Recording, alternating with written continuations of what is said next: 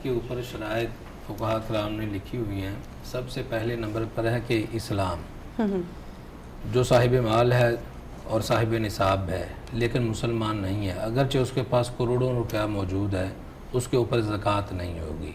सबसे पहली शर्त यह है कि मालदार आदमी साहिब ईमान हो, मुसलमान हो। दूसरे नंबर पर है बुलूगत, कि मालदार आदमी तो है, यानी कोई ऐसा आदमी है जिसके पास माल है, कसरत से है, लेकिन वो बालिग नहीं है, तो बालिग आदमी के लिए, नाबालिग आदमी के लिए ज़कात लाजिम नहीं होती।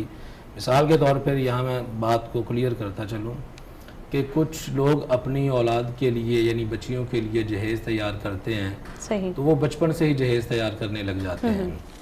अब यहाँ गौरतलब बात यह है कि जिस वक़्त वो बचपन से अपने बच्ची के लिए सामान तैयार करेंगे तो उस वक़्त फिर अगर तो उन्होंने मालिक अपनी बच्ची को बना दिया, ठीक है, तो वो फिर वालिदैन के ऊपर ज़कात नहीं होगी, क्योंकि बच्ची अभी नाबालिग है। ठीक है, जिस वक़्त वो बालिग होगी तब जाके फिर उसके ऊपर ज़कात लाज़िम आएगी, वो भी जिस वक़्त साल मुकम्मल गुजर जाएगा।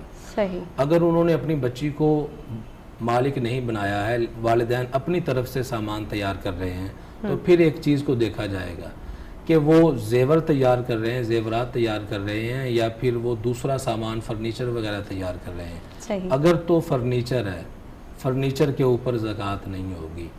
अगर जेवर है तो जेवर के ऊपर ज़कात होगी। ये अलग सवाल है, इसे बाद में मैं इंशाल्लाह इसकी वजाहत करूँगा। ठीक है, तो जिस वक़्त वो बुलूगत को पहुँचेगी तो उस वक़्त उसके ऊपर ज़कात होगी, वगरना ज़कात नहीं होगी।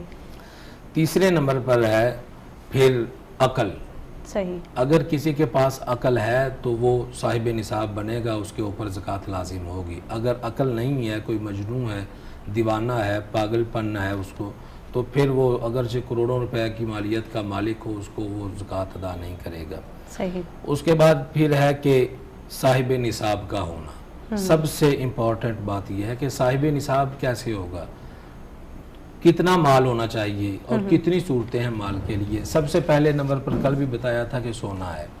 सोना अगरचे वो जेवर हो या दीगर अशिया हो तो ये निसाब बनेगा 7.5 तोले। अगर चांदी है, चांदी बनेगी 52.5 तोले।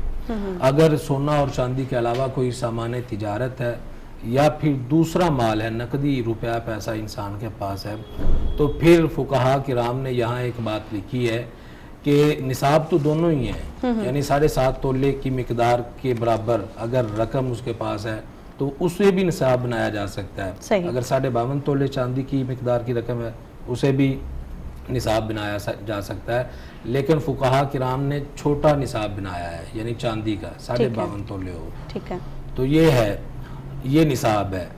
उसके बाद फिर आखिरी नंबर पर ये है कि वो उसके ऊपर साल मुकम्मल गुजर जाए। अगर साल मुकम्मल नहीं गुजरेगा तो वो ज़कात अदा नहीं करेगा। अगर ये तमाम शराइत पाई जाएं तो फिर वो ज़कात अदा करेगा। अगर इन शराइत में से किसी एक का भी फुकदान हो, एक भी ना पाई जाए, तो ज़कात अदा नहीं करेगा। सही।